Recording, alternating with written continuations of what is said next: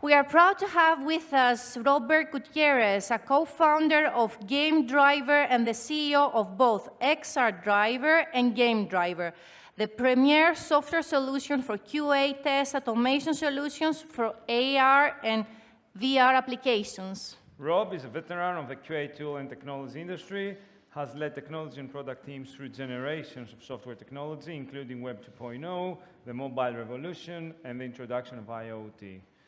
Today, he will talk about testing from X and Y to Z, how to manage QA in XR. Rob, whenever you're ready, welcome on stage. Yours. Thank you. Thank you very much. Thank you. Thank you. Thank you. So, I really need to work on my Greek.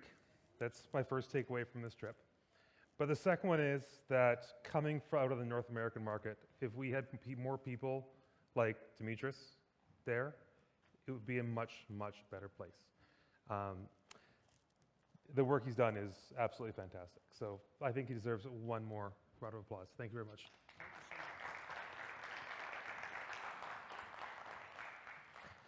A little bit about myself. It's been covered in the intro, so I'll be pretty quick. I'm from Vancouver, Canada, so all the way on the other side of North America. I have led and founded two startups, both in software test automation somehow. Never thought that would be where I spent my life, but that's where I've been for the last decade and more. And of course, most importantly, I'm the team lead of my family tech support. When we're developing systems, we imagine them to look something like this. Now, this is a 2012 F1. Beautifully designed, architected, smooth as can be, as fast, going into the corners, braking, just amazing vehicles. But what they come out of is something like this. A bunch of disparate systems that all have to work together absolutely perfectly at the right time in order to generate anything. If this was a bit of a smaller room, I'd probably be a bit more interactive, and we talk about, what are the parts that matter the most in a car? Is it the engine? Is it the downforce? Is it the steering? And because I come from the testing space, I think it's the brakes. Everything that we do is about going faster, whether it's a new CI/CD system, new build process, whether it's AI development tools that are helping us write our code a lot faster. They're all about going faster. But if we don't have the right controls in place, the first thing we do when they hit the corner is we crash into it. And that's where testing comes into play. The great Shigeru Miyamoto, he's the creator of characters we all know like Mario, Donkey Kong, and Zelda, famously said that a delayed game will eventually be good, but a bad game is bad forever. And that's something I want everyone, please take away from this. If there's one thing you take from this conversation today, is to think about what happens if we put something out that doesn't meet the quality standards that our users are expecting. So let's translate that into project management for a second. We've got options of money, quality, and time. And classically, we get to pick two of them. But in the XR space, it gets a lot more complicated. Here we have things like braking immersion. Does anyone think you can actually test a VR application or AR application the same way, in the same scenario every time? Show of hands for a second. So if we're sitting at our desks, we create a build, we put it on, we want to run through the scene. The idea that we're going to be able to do it the same way is absolutely impossible.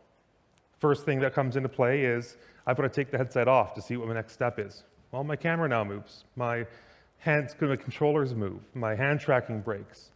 That's not how the user's going to experience it. Making it repeatable. Continuing on that track for a second. I've got a head tracker. I've got a couple controllers. I probably have some eye tracking and more sensors that are in place. That's maybe a dozen gyroscopes, a couple cameras, some LiDAR. Lots of different inputs than we had before. And then there's one more thing. The guy who actually leads XR development on my team, he came from a testing services provider, and one of the metrics that they used was something called MTTV, which is mean time to getting sick. When a test QA person started to feel a little bit nauseous at work, they were told to get up from their desk, go over to a counter, take a pill, wait for it to settle down, and get back to work, because they had to get their tests done that day. To me, I quite frankly think that's inhumane. My mission is to make it so nobody else ever has to experience that. So today I decided to talk about 4 of many, but 4 selected tenets of quality assurance in the XR space. Demetrius asked, how many of you guys are developers? I'm going to ask, how many of you are QA? Not the same question. I appreciate the enthusiasm, though. And you're the only hand that went up, even though it was for the wrong question. How many people here identify themselves as QA people? 2.5. So the tenets that I'm going to focus on are functionality testing, portability testing, scalability testing, and usability testing. There's a joke that I forgot the punchline of, so I'm not going to tell it today, but it's all about a QA walks into a bar, right? And QA walks in the bar and we test, we order 1 beer, we order 5 beers, we order 16,427 beers, we order -5 beers. The first user walks into the bar, says, where's the bathroom? And the bar blows up. We never tested for it. So in portability, we've got this massive ecosystem that's only getting stronger. And I've gone to a few of the sessions over the last couple days, and we're all talking about these applications that are being built and deployed to all these new systems. I think about, well, what happens if I want to write an application once and have it go to release it 2-3 years ago for the Quest 2, and then Meta releases the Pro, which is a dead product, but that's why I bought one, because I buy lots of things that are dead products. And then we get the Quest 3 and things like that. Apple releases their products, then Pico, HTC. We have to make sure that we can support all the users that are working in our systems. That goes back to this whole, is it going to be fun to use? Scalability. How many of you are designing systems that are going to support 50 users? 100? 1 million? 5? Don't be shy. Being realistic about what our user base is going to be, our concurrent user base, is a really important part of making sure things work. But when I talk about scalability testing, it's going to be more than just the number of users, because that's sort of a boring conversation and something that was from a previous point in my career. And finally, usability. This is where I want people spending most of their time. And I'm going to bring all this back up at the end, and if you want to take a picture, you're welcome to. So when we started, my 2 co-founders and I started what was at the time just GameDriver, we received the same pushback from literally every conversation that we had, whether it was a small indie studio or EA, Ubisoft, company like that. And they would say, well, the problem with automating this process is my game is non-deterministic. And I'd say, well, the problem with your game is that it's badly architected. They never liked hearing that, but quite frankly, that's what a lot of truth is. Everyone tells me, whether today it's in XR, last year it was in video gaming, 5 years ago it was in mobile, 10 years ago it was in web apps, that their project is a beautiful, unique snowflake. That's all I have to say. So let's look at functionality. And literally, I'm using the same image that Sander was using yesterday morning. When he came up and he had it on his presentation, I'm like, wow, that's, well, I guess 2 of us think the same way. When I think about how I want to architect a system for testing, the first thing I want to be doing is looking at my test scenarios and start to deconstruct them. There's a lot of similarities there. And quite frankly, if I'm looking at the monolith, it is a non-deterministic process.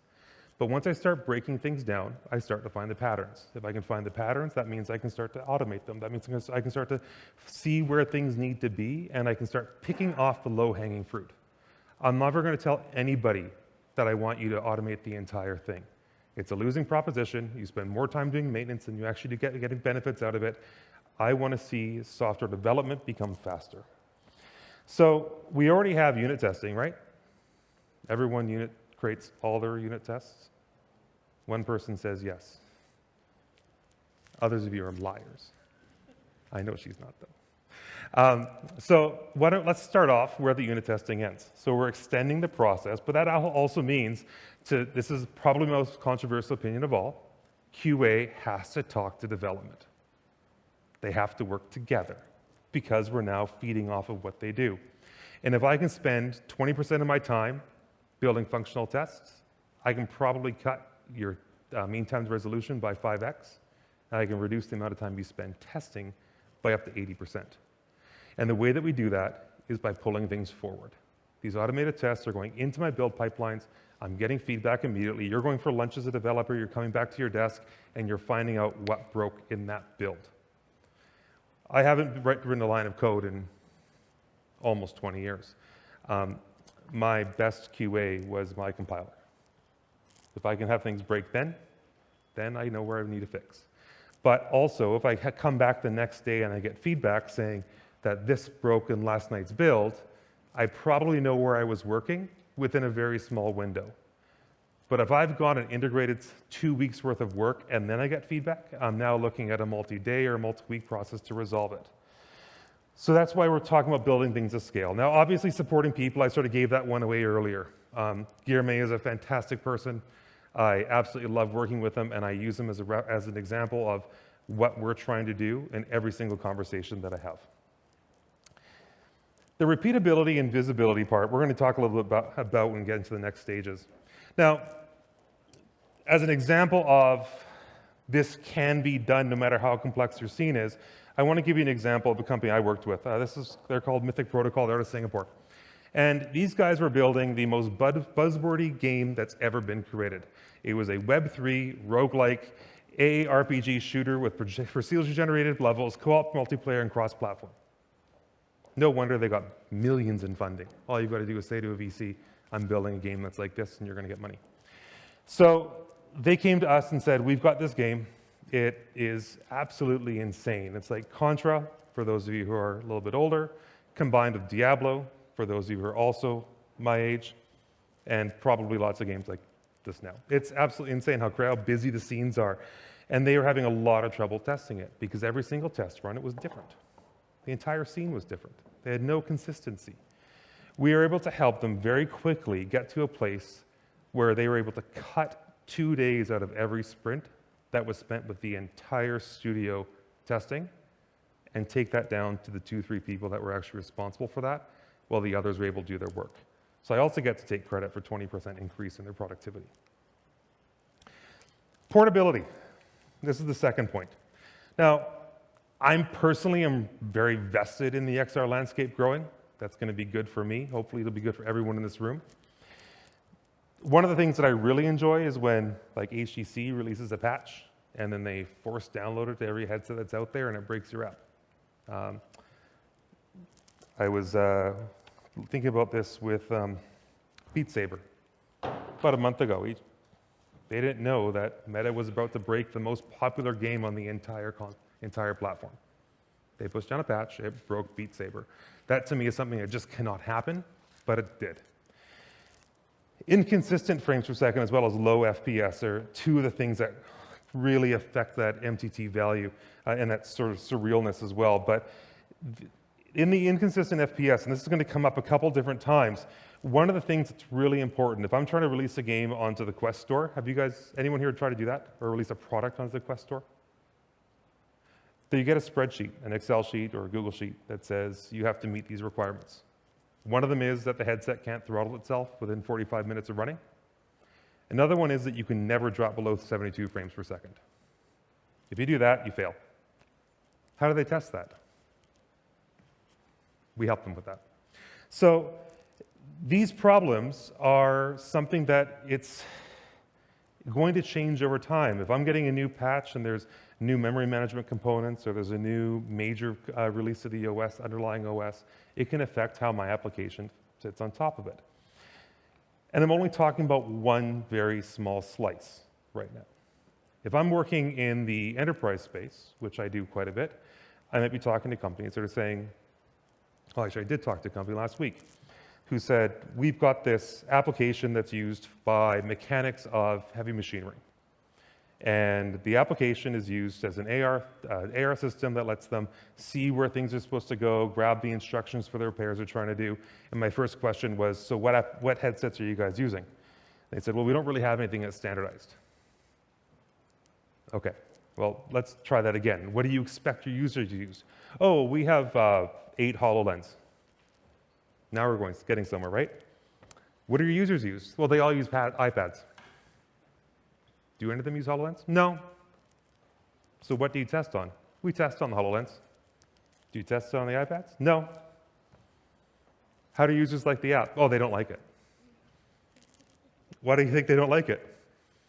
Well, they say it breaks. Why do you think it breaks?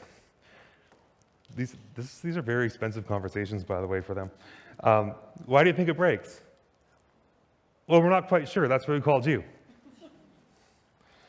Okay, so what if we took our tests, and internally I know you want everybody using HoloLens, but in reality, nobody is. So let's make a test, make it work on the HoloLens, and then take that same test with the build that's designed for the iPad and run that test on the iPad. We can do that? Yeah, we can do that. Cool, okay, let's keep going. So this is where we're going to go with this conversation that we're having with them, and hopefully it'll be a beneficial one. But that's a very extreme example, right? High-end enterprise AR headset down to consumer hardware. If you're working with commercial applications, it's even worse. When I talk to Pico, they tell us that they're really strong in Europe. In North America, I never see a Pico device. They just don't exist. The association with ByteDance and TikTok is too much for American enterprises, and so they've just said, we're not going to use that. At the same time, Meta and Quest has similar connotations in other markets, so we sort of run across it in both places. Oh, by the way, the same auto manufacturer, they said they've got 5 Apple Visions, and they've never deployed to them. So they're just buying fancy hardware, I think, and not really worrying what people actually use. So this is an example of actually a very similar type of use case. And the Vancouver Airport Authority, they're in my backyard, which is fun. They are used by Unity as one of their AR reference test cases. They've gone on tour with them. And then weirdly, I jumped on a flight 2 years ago from Toronto to Vancouver, and the person sitting beside me was the head of this project. And we were already talking to them, and I'd never met her. I had sent her LinkedIn requests, and she hadn't responded, and suddenly Deanna and I were side by side on a plane.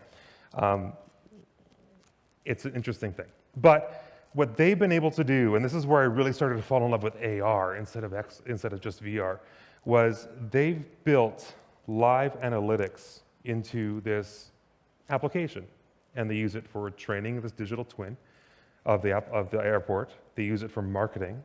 They also use it for day-to-day life. And how they are thinking about it is we had BI systems that were pulling data from all of our various systems and putting it into dashboards. Those dashboards were living in the offices of the managers and then being passed around. The information is being filtered out to the people doing the work. And with the new application, with this digital twin, they're now moving that presentation layer down to the individual. So if I'm in maintenance and I've got to replace, one person has to replace a light bulb, another person has to change a water filter, it can't be the same person because they're different unions. This is a real use case for them, by the way. So what they used to do was go to one end of the airport, and Vancouver Airport's sort of the same length as the Athens Airport I noticed today, and they would pick up the ladder that's here, and then they would carry it all the way over to the other end, 2 people on a cart, because work safe. They'd go to the other end of the airport, and they would put the ladder down, reach up, change the water filter, put the ladder back on, walk all the way back, put the ladder back in the closet, and then the next guy gets the light bulb, I think it was, gets the call for the light bulb. He gets his buddy, probably the same one, picks up the ladder, takes it back on the cart, changes the light bulb, and takes it all the way back.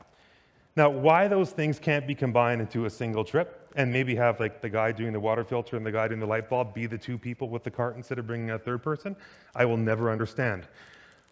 But every time they have to do that, they're now saving $500.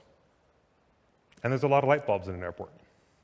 So this idea that they're able to take and visualize data in a day-to-day use is a really big revelation for them.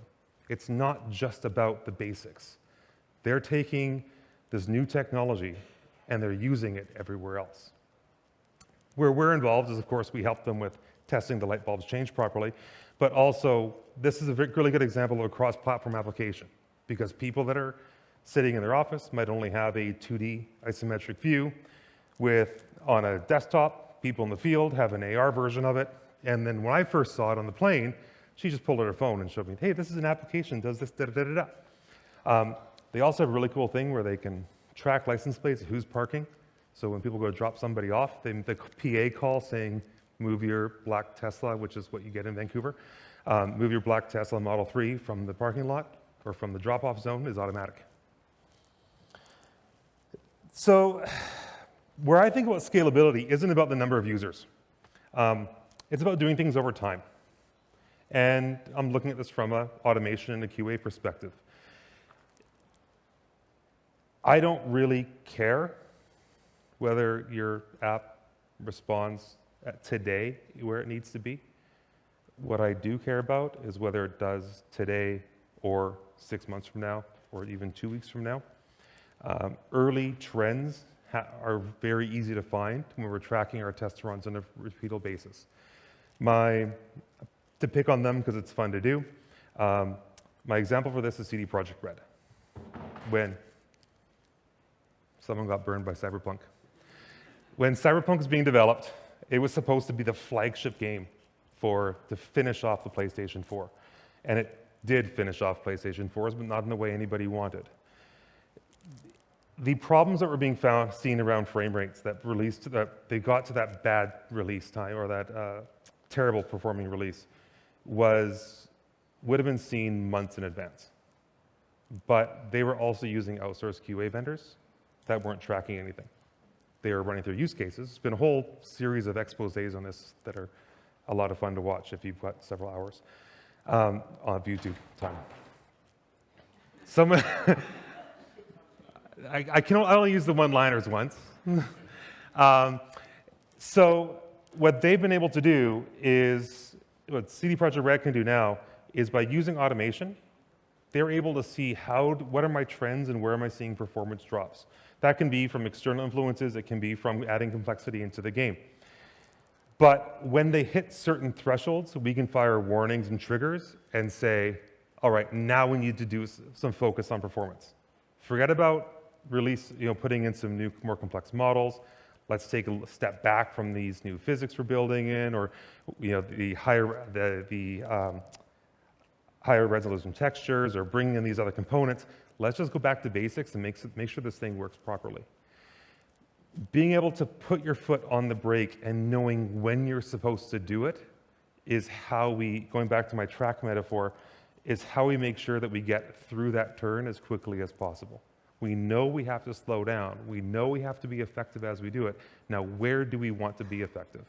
So what I often say is take some time and figure out what KPIs matter, because there's going to be performance KPIs that you care about, and there will be some that you simply don't. And don't worry about the ones you don't care about. And the ones you do, figure out what the warning range is. What's good, what's bad, and what's okay. Because now you start to have simple red, green, blue, I don't know why I said blue, red, green, yellow ideas of telling me this is where we are and this is where we need to be. This is just like Demetrius was also using, and I are also using some of the same examples. In that Malcolm Gladwell book, Outliers, they talk about the idea of spending 10,000 hours to become an expert at something, right? The concept that practice makes perfect. Or, like they say, the old joke, terrible joke, my grandma would tell it, but how do you get to Albert Hall? Practice, practice, practice. This repetition can be used in a production environment or a workplace as well, and not for the individual use, but for the analytics and metrics perspective. That's back, that's not forward. Finally, I haven't talked about people at all, except for Guillermo, but we still have testers, we still have QA, and now I've tried to make them make the work they do something that's going to last, so we're not maybe burning as many hours. But what am I going to do with those people? I never talk about getting rid of headcount in quality assurance. I've never met a QA team that says we go home Thursday, don't work Friday because we don't have enough work. They're always busy.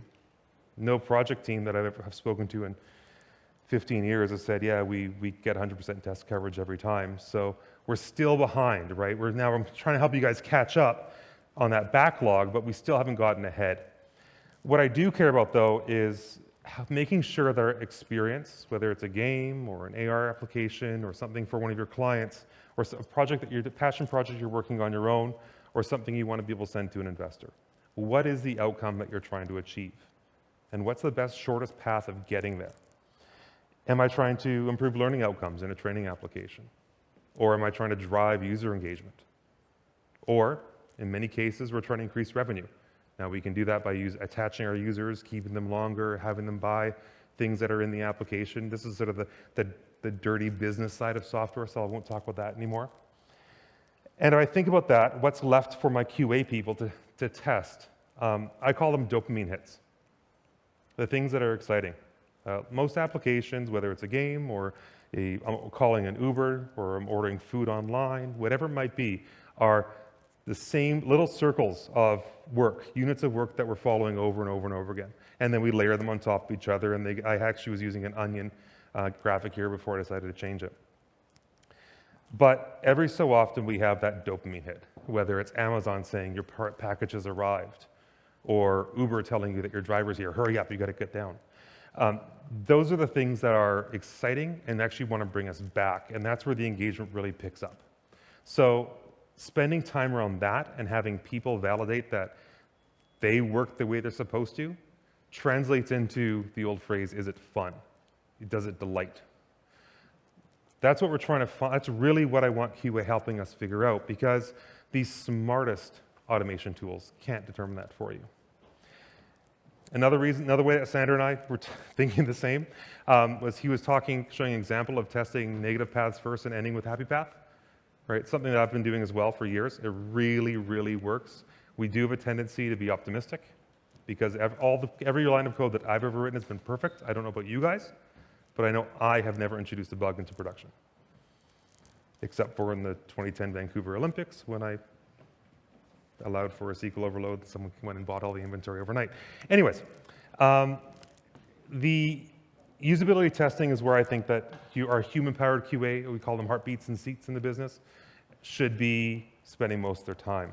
And if you take a look at that graphic on the right, what we're talking about here is automating our unit tests, which we know are all being done perfectly, trying to automate some of the integration tests, that layer sits in the middle, and then bring more people in as we get into the end-to-end tests. And what we end up with is a very nice round structure that does not look like Fowler's test pyramid. One final example of this is BP. I'm going to skip over that because I've only got 3 minutes left. And I said earlier on, at some point, I'm going to put up a slide. If you want to take pictures, you can take pictures. This is the one. So what we're trying to do here is looking at functionality, portability, scalability, and usability to make sure we actually deliver applications that do what they're supposed to do in the most reasonable way possible. If you follow any one or two of these guidelines, I promise you, actually I'm not going to promise you because my email's coming up next, we will do our best to make sure that your next project gets out the door a little bit faster, a little bit better, and that there's some really good, combined with the stuff that Sandra was talking about yesterday and some of these other sessions I've seen today and throughout the day, there's a lot of really good advice, a lot of really good practices that can be used to make things a little bit easier for all of us. But remember, continuous improvement is so much better than delayed perfection. Or don't let perfect be the enemy of good enough, is what I often would say. I'm not sure if this is actually a Mark Twain quote. There's so many that are misappropriated to him. But the most disappointing projects I've ever been involved in are the ones where the team says, well, we really want to bring in automation. We really want this. We see that they just tell me all these problems that I know that we can solve. And they go, but we're behind on our Jenkins build. We don't have the build server yet. And to that I say, well, what's the point in building an Autobahn before you even get to the car? Right? Let's work on this hand in hand and use it all together. Thank you.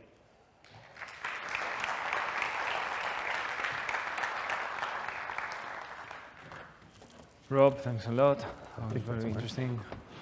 And we have a few questions for you, apparently. So, do you test for security when testing XR applications? What are the challenges there? Like this question. Yeah. Yes, and the same ones. XR is primarily a user layer, and fortunately, people aren't going to be seeing your screen while you've got a headset on. So it actually is a lot easier than a lot of other application types. What I would say, though, is ensuring that the process flows are weaving together. That's a really important step, and that's something that's hard to do manually as well. Okay. And the second one, okay, emerging technologies, machine learning and AI, increasingly used in automated testing. Do you see them also in QA? This 5 that I'm seeing on the screen, that's hours, right? They're going to talk about this for, not Hour? seconds. Yeah, you can. So, yes, I see a lot of use for AI across the testing world. Where I think it's going to be most useful is as a tool to assist. As I think the warm-up session yesterday, they were talking about us being bionic, using tools to support the work that we do. That's how I see AI playing into it. The fundamental nature of a test is that you're trying to verify, does my expected result equal my actual result? And if I have a system that is allowed to derive what the actual result is, or my expected result is, I don't have that trust layer in place. We have a whole group researching how to bring AI into this world as well, and that is a fundamental issue that we see in the current models. But for scaling things out, looking at taking a known path and then stepping 1 or 2 degrees each side of that, I see a lot of use for AI there, or for finding objects that can change, be more variable. I find a lot of use for that there. So things that augment the tester. All right. Last one. XR testing has evolved. What do you consider the most impactful changes in tools and methodologies, or any challenges that we're faced in ensuring quality and user safety, and any recent advancements that you can talk about that particularly enhance the efficiency or the accuracy of the automation in that QA XR VR? Let me just read this again. Yeah. It's a long one.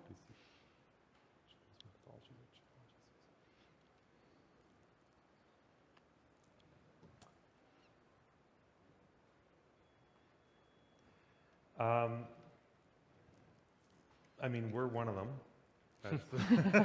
That's what we founded the business on, because there weren't tools that did what we did. So that was a really big thing. But the catalyst that allowed a business like ours to come into existence was the creation of the commodity game engine, or the real-time 3D engine. So Unity and Unreal. 10, 15 years ago, even 5 years ago, the marketplace wouldn't have allowed for the kind of standardization that's allowing us to all move into content and creating experiences without having to create the plumbing that supported them. That, to me, is one of the biggest enablers of this technology that we've ever had. Obviously, the price is coming down, or relatively coming down and the availability of the toolkits that support that. I think it was Mike's session right before lunch where he was showing how to use AR in the Google space, right, and applying it to Google Earth and bringing that in. That kind of stuff just didn't exist, right? And if we all had to say, I want to put a object in the middle of this stage that we're going to work with, and we had to invent all the plumbing that went with it, most of us would fail, right? That just is how it is. Not that I don't think people are capable of doing it, but the amount of effort that's needed to build that initial piece. And I think that is one of the biggest changes, and that's one of the reasons that we're primed for this explosion in the industry. Getting faster there, improving quality. All right, cool. Thanks a lot, Rob, once again. It was a pleasure having you. Thank you for coming and being here with us.